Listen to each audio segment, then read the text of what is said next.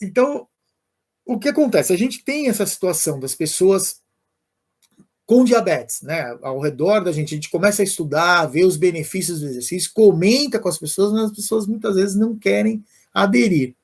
Então, como é que a gente trabalha com isso? Uma dica eu já dei, que é essa questão relacionada a você medir a glicemia e chamar para fazer uma atividade que seja uma atividade que para a pessoa seja confortável, algo leve. Porque isso, quando a gente vai muitas vezes prescrever o exercício, a gente, como profissional de educação física, fica muitas vezes focado no rendimento da pessoa, na melhora, né? Então você visa ali, né, eu vou melhorar a força, vou melhorar a coordenação motora, vou melhorar fazer pelo menos a manutenção da massa muscular, eu quero melhorar o consumo máximo de oxigênio. Só que a gente tem que lembrar que qualquer pessoa que a gente vai trabalhar, principalmente para quem faz parte de grupos especiais, a pessoa muitas vezes vai valorizar muito mais o exercício se ele tiver prazer naquilo. Então a gente tem que lembrar que tem que ser uma atividade que seja prazerosa para a pessoa.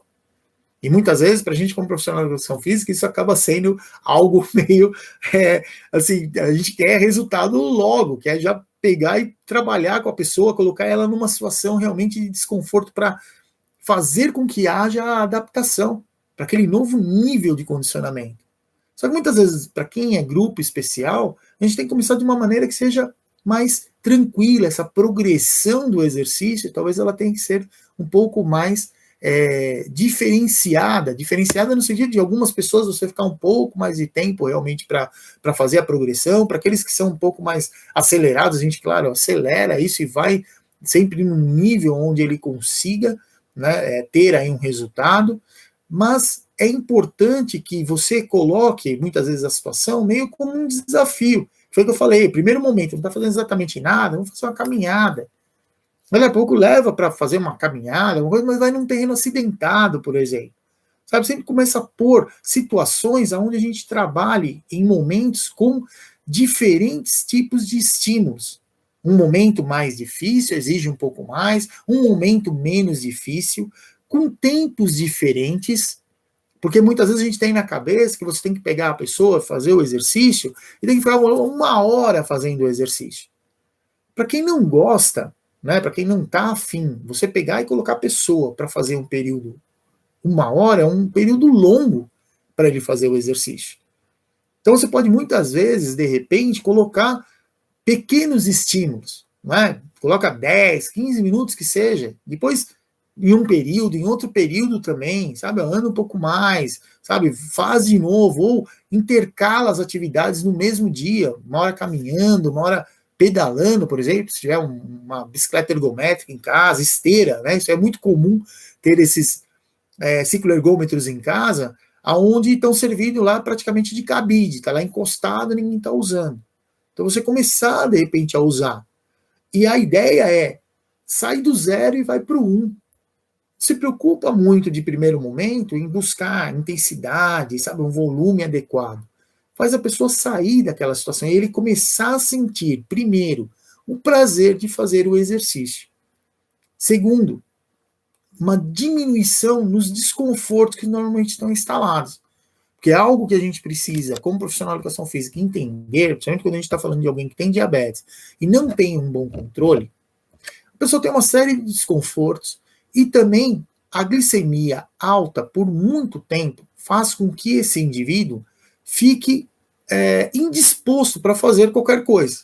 Então, quando ele tenta, né, sair para fazer alguma coisa, começa a fazer para ele romper essa inércia, ele está ali parado, acomodado, sem fazer nada, é algo que realmente para a pessoa é muito difícil.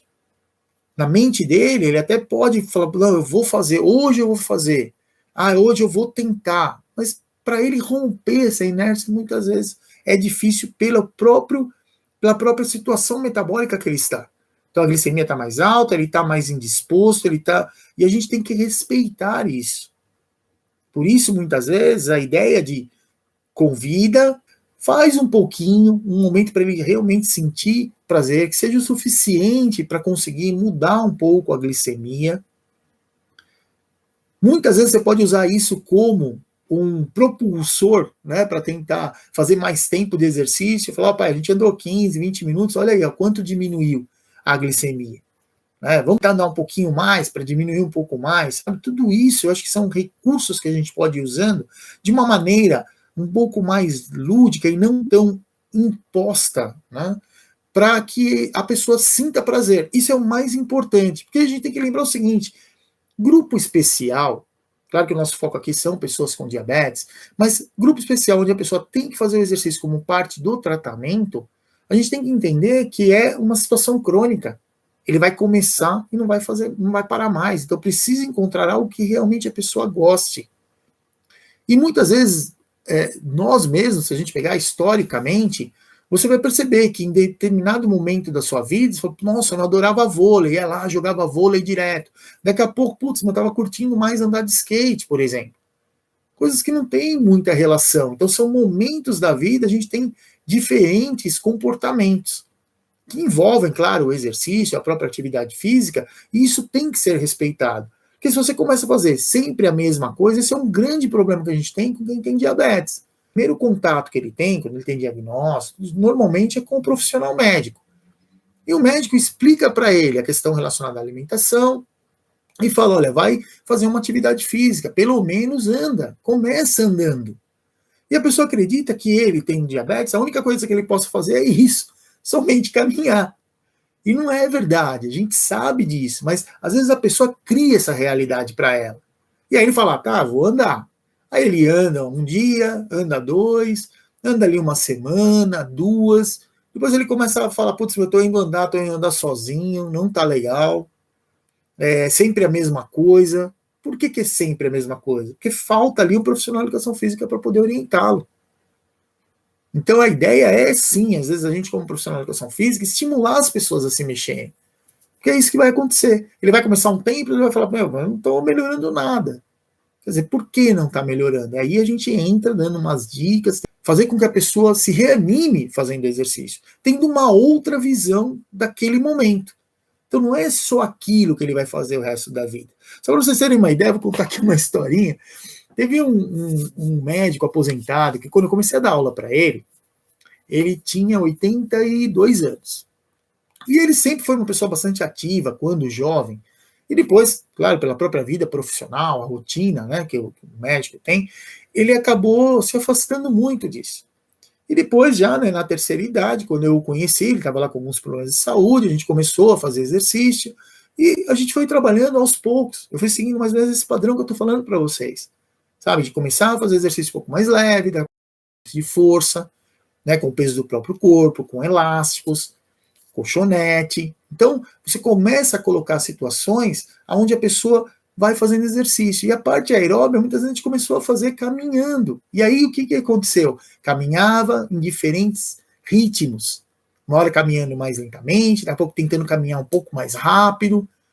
E um dia, para minha surpresa, ele chegou para mim e falou assim, Roberto, eu tô vendo que eu tô conseguindo andar um pouquinho mais rápido, sabe? Ele passou a curtir o exercício, né? E ele falou para mim, ele falou, poxa, não dá pra gente, de repente, será que eu posso tentar fazer um trotezinho? Sabe que é um aluno seu com mais de 80 anos, cara, você tá trabalhando com ele, de repente ele olhar para você e falar assim, pô, dá pra gente dar uma corridinha? Cara, isso é maravilhoso, sabe? É uma coisa muito bacana. E a gente percebe, muitas vezes, com essa ânsia que a gente tem de fazer a pessoa logo melhorar, conseguir resultado, a gente tem que entender que para grupos especiais tem que ser uma coisa um pouco mais lenta. Ser algo que ele vai gostando, vai colocando desafio. Olha, hoje a aula é um pouquinho mais difícil, amanhã é uma coisa mais leve. Ele tem que ter prazer, ele não tem que ficar com dor, ele não tem que ficar com desconforto, ele não tem que se sentir inferiorizado. Que chegar para ele e falar, não, você vai fazer a quantidade máxima de repetições. Não faz sentido. Porque ele tenta fazer, ele faz uma quantidade pequena e aquilo ali acaba refletindo negativamente para ele.